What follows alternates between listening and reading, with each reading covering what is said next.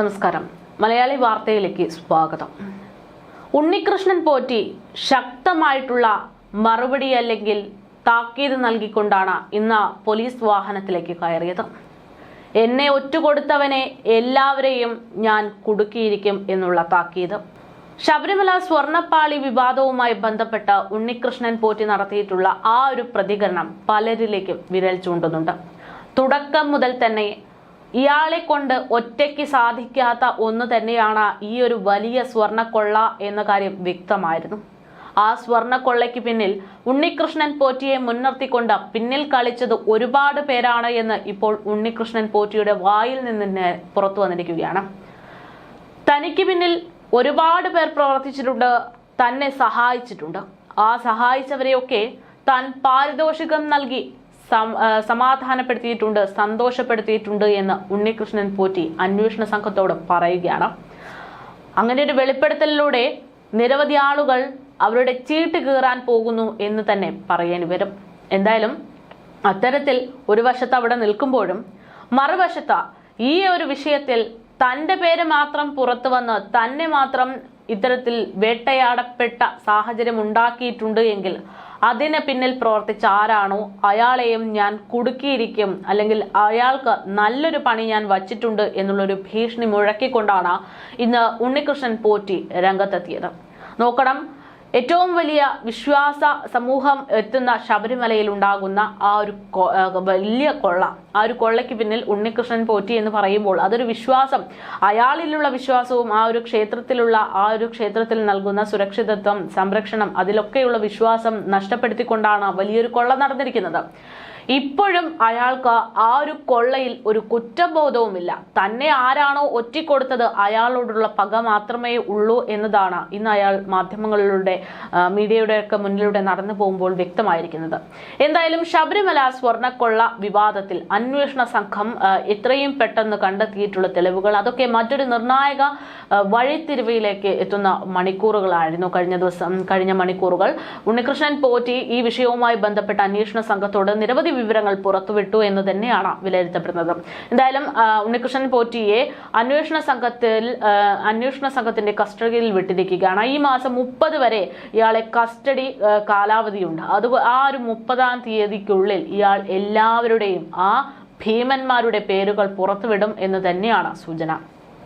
സ്വർണ്ണക്കൊള്ളയിൽ ദേവസ്വം ഉദ്യോഗസ്ഥരെ പ്രതിക്കൂട്ടിലാക്കുന്നതാണ് ഉണ്ണികൃഷ്ണൻ പോറ്റിയുടെ മൊഴി എന്നുള്ളതാണ് നിലവിലത്തെ സാഹചര്യത്തിൽ പുറത്തുവരുന്ന സൂചന. അടിച്ചുമാറ്റിയ സ്വർണം കൽപേഷിന് കൈമാറിയ വിവരം ഉദ്യോഗസ്ഥർക്കും അറിയാം എന്നും സ്വർണം ചെമ്പെന്ന് രേഖപ്പെടുത്തണമെന്ന തന്റെ നിർദ്ദേശം ഉദ്യോഗസ്ഥർ അനുസരിച്ചു എന്നുമാണ് അയാൾ പറഞ്ഞിരിക്കുന്നത്. ഉദ്യോഗസ്ഥരെ താൻ സഹായിച്ചിട്ടുണ്ട് എന്നും മൊഴി നൽകിയിരിക്കുന്നു. ഇതോടെ പോറ്റിക്ക് പിന്നിലെ കൽപേഷിനെ കണ്ടെത്താനും മൂരാരി ബാബു ഉൾപ്പെടെയുള്ള ഉദ്യോഗസ്ഥരെ ചോദ്യം ചെയ്യാനും ഒക്കെ അന്വേഷണ സംഘം ആലോചിച്ചു തുടങ്ങുകയാണ്.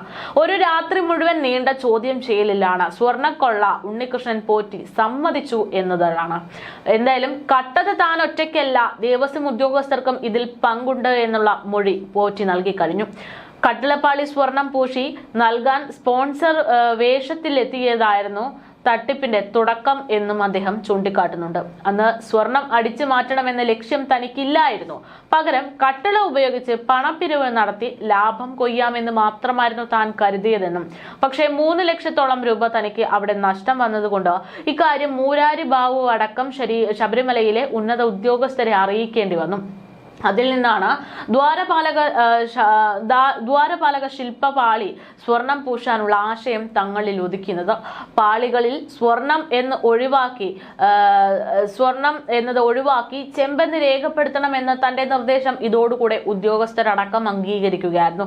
ഗൂഢാലോചനയുടെ ഭാഗമായിട്ട് തന്നെയാണ് സ്വർണ്ണപ്പാളി കൊണ്ടുപോകുന്ന സമയത്ത് സന്നിധാനത്ത് നേരിട്ടെത്താതെ സഹ സ്പോൺസർമാരെ അയച്ചത് എന്നും അദ്ദേഹം വ്യക്തമാക്കുന്നു. അന്ന് തന്റെ പേര് മഹസറിൽ എഴുതി ചേർത്തും പാളികൾ സഹ സ്പോൺസർമാരുടെ കയ്യിൽ ഒറ്റയ്ക്ക് കൊടുത്തയച്ചും ഉദ്യോഗസ്ഥർ തന്നെ സഹായിച്ചു. ദ്വാരപാലക ശില്പപാളികളിലെ സ്വർണം പൂശിയിട്ടുള്ള ശേഷം മിച്ചം വന്ന സ്വർണം കൽപേഷിന് തന്നെ കൊടുത്തു എന്നുമാണ് പോറ്റി ഇവിടെ സമ്മതിച്ചിരിക്കുന്നത്. സ്വർണം മിച്ചം വന്ന കാര്യവും അത് കൽപേഷിന് കൈമാറുന്ന കാര്യവും ഉദ്യോഗസ്ഥരും അറിഞ്ഞു തന്നെയാണ് ചെയ്തത്. എന്നാൽ സ്വർണം പിന്നീട് എന്ത് ചെയ്തെന്നോ കൽപേഷ് ആരാണെന്നോ പോറ്റി വ്യക്തമാക്കിയിട്ടില്ല. അതിനാൽ തന്നെ ചെന്നൈക്കാരൻ എന്ന് കരുതുന്ന കൽപേഷിനെ കണ്ടെത്തി അറസ്റ്റ് ചെയ്യാനുള്ള നീക്കങ്ങൾ SIT തുടങ്ങിക്കഴിഞ്ഞു. എന്തായാലും മൂരാരി ബാബു ഉൾപ്പെടെയുള്ളവരെ ചോദ്യം ചെയ്യാനും ഈ ഒരു സാഹചര്യത്തിൽ അന്വേഷണ സംഘം തീരുമാനിച്ചിട്ടുണ്ട്. ഇതേസമയം ശബരിമല സ്വർണ്ണക്കൊള്ള കേസിൽ പ്രതിയായിട്ടുള്ള മൂരാരി ബാബുവിൽ നിന്ന് രാജി എഴുതി വാങ്ങിക്കഴിഞ്ഞിരിക്കുകയാണ് NSS നേതൃത്വം. NSS പെരുന്ന കരയോഗം വൈസ് പ്രസിഡന്റ് ആയിരുന്നു മൂരാരി ബാബു. നിലവിൽ ഡെപ്യൂട്ടി കമ്മീഷണറും മുൻ അഡ്മിനിസ്ട്രേറ്റീവ് ഓഫീസറുമായിരുന്ന മൂരാരി ബാബുവിനെ ദേവസ്വം ബോർഡ് നേരത്തെ തന്നെ സസ്പെൻഡ് ചെയ്തതാണ്. കഴിഞ്ഞ വ്യാഴാഴ്ചയാണ് NSS general secretary G. Sukumaran നായരുടെ ആവശ്യപ്രകാരം രാജി എഴുതി വാങ്ങിയത്. ഞായറാഴ്ച കരയോഗം ഇത് അംഗീകരിക്കുകയും ചെയ്തു. ശബരിമലയിലെ കൊള്ളയുടെ ഗുരുതര ആരോപണം ഉയർന്ന പശ്ചാത്തലത്തിലാണ് രാജി എഴുതി വാങ്ങിയത്. സ്വർണം പൂശിയിരുന്ന ദ്വാരപാലക ശില്പങ്ങളിൽ ചെമ്പ് തകടെന്ന് മഹസറിൽ രേഖപ്പെടുത്തിയത് മൂരാരി ബാബുവാണ്. ഇതേ തുടർന്ന് മൂരാരി ബാബുവിനെ ജോലിയിൽ നിന്ന് സസ്പെൻഡ് ചെയ്ത നിലവിൽ കേസിൽ മുഖ്യപ്രതിയായിട്ടുള്ള വിവാദ സ്പോൺസർ ഉണ്ണികൃഷ്ണൻ പോറ്റിയെ പ്രത്യേക അന്വേഷണ സംഘം അറസ്റ്റ് ചെയ്ത് ചോദ്യം ചെയ്തു വരികയാണ്. എന്തായാലും പോറ്റിയുടെ വിശദമായിട്ടുള്ള ചോദ്യം ചെയ്യലിലൂടെ നിരവധി പേരുകളാണ് പുറത്തു വന്നുകൊണ്ടിരിക്കുന്നത്. ഈ 30 വരെയാണ് ഇയാളെ കസ്റ്റഡിയിൽ വെക്കാൻ തീരുമാനിച്ചിരിക്കുന്നത്. ഈ 30-നുള്ളിൽ പുറത്തു വരുന്ന വിവരങ്ങൾ അതൊരു പക്ഷേ ഇവിടുത്തെ പല മുഖങ്ങളും പുറത്തു കൊണ്ടുവരും എന്നുള്ളതാണ്. പലരും ഇപ്പോൾ ഈ വിഷയവുമായി ബന്ധപ്പെട്ട തെറ്റ് ചെയ്തവർ അവരെ മുന്നിൽ കൊണ്ടുവരണം എന്നൊക്കെ പറഞ്ഞുകൊണ്ട് നടക്കുന്നുണ്ട്. ഇതിൽ ആരൊക്കെയാണ് തെറ്റ് ചെയ്തിരിക്കുന്നത് എന്നതൊക്കെ ഒരുപക്ഷെ താൻ കുടുങ്ങിയത് കൊണ്ട് ഇനി വേറെ മാർഗമില്ല എന്ന് മനസ്സിലാക്കിക്കൊണ്ട് പോറ്റി പുറത്തു വിട്ടു കഴിഞ്ഞാൽ പുറത്തു വരും എന്നുള്ളതാണ്. എന്തായാലും ഉണ്ണികൃഷ്ണൻ പോറ്റി തന്നെ കുടുക്കിയവരെ ആരെയും വെറുതെ വിടില്ല എന്നുള്ള ഭീഷണിയിൽ മുന്നറിയിപ്പിലാണ് പോയിരിക്കുന്നത്. തൻ്റെ കൂടെ ഉണ്ടായിരുന്ന ഒരുപാട് പേരുണ്ട്, ഉദ്യോഗസ്ഥരടക്കം ഒരുപാട് പേർ താൻ ചെയ്ത കൊള്ളയ്ക്ക് കൂട്ടുനിന്നിട്ടുണ്ട് എന്നുള്ള വിവരങ്ങൾ പോലീസിനോട് പറഞ്ഞു കഴിഞ്ഞു. ഇനി ആ മുഖങ്ങൾ ആരുടേതൊക്കെയാണ് എന്ന് മാത്രമാണ് അറിയാനുള്ളത്. എന്തായാലും തുടക്കം മുതൽ തന്നെ ഈ വിഷയത്തിൽ നമ്മളും സംശയിച്ചിരുന്ന ഒരു കാര്യമുണ്ട്. വെറും ഒരു 10ാം ക്ലാസ് വിദ്യാഭ്യാസം മാത്രമുള്ള ഒരാൾ എങ്ങനെയാണ് ഇത്ര വലിയ കൊള്ള, അതും നിയമപരമായിട്ടും അല്ലാതെയും ഒക്കെയുള്ള ടെക്നിക്കൽ പരമായിട്ടും ഒക്കെയുള്ള ഈ ഒരു കൊള്ള നടത്തിയത് എന്നുള്ള കാര്യം, ആ ഒരു കാര്യത്തിന്റെ ഉത്തരം തന്നെയാണ് ഒരുപാട് പ്രമുഖരും പ്രമാണിമാരും ഒക്കെ തന്നെ ഇതിന് പിറകിലുണ്ട് എന്നും ആ പിറകിലുള്ള ആളുകളാണ് ഉണ്ണികൃഷ്ണൻ പോറ്റിയെ ഒരു കയ്യാളായി കൊണ്ടു നടന്നത് എന്നതും വ്യക്തമായിരിക്കുന്നത്. എന്തായാലും അന്വേഷണ സംഘം ഏറ്റവും ശക്തമായിട്ടുള്ള അന്വേഷണം തന്നെ തുടരുകയാണ്. മറുവശത്ത് ഈ വിഷയവുമായി ബന്ധപ്പെട്ടുള്ള പ്രതിഷേധങ്ങളും നടക്കുന്നുണ്ട്.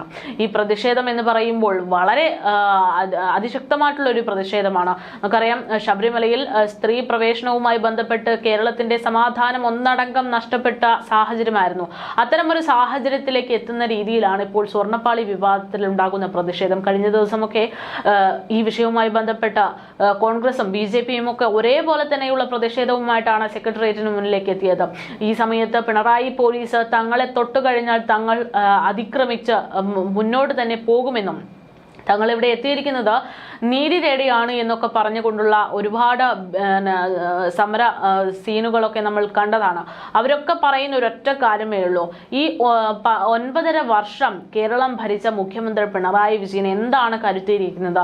ജനങ്ങളെ പറ്റിച്ച്, ദൈവത്തെ പറ്റിച്ച്, എല്ലാവരെയും പറ്റിച്ചുകൊണ്ട് ഈ നാട് മുടിക്കാനാണോ ഈ പറയുന്ന മുഖ്യമന്ത്രി പിണറായി വിജയന്റെ ഭരണകൂടം ഉദ്ദേശിക്കുന്നത് എന്നൊക്കെയാണ് ചോദിക്കുന്നത്. എന്തായാലും മുഖ്യമന്ത്രി പിണറായി വിജയന്റെ അടക്കം ആഭ്യന്തരം കൈകാര്യം ചെയ്ത മുഖ്യമന്ത്രി അടക്കം അറിഞ്ഞിരിക്കേണ്ടുന്ന, അല്ലെങ്കിൽ ശ്രദ്ധ കുറവ് അതുമല്ല എങ്കിൽ ഒത്താശയോടെ കൂടെ നടന്നിരിക്കുന്ന ഒരു വലിയ കൊള്ള തന്നെയാണ് ശബരിമലയിലുള്ളത്.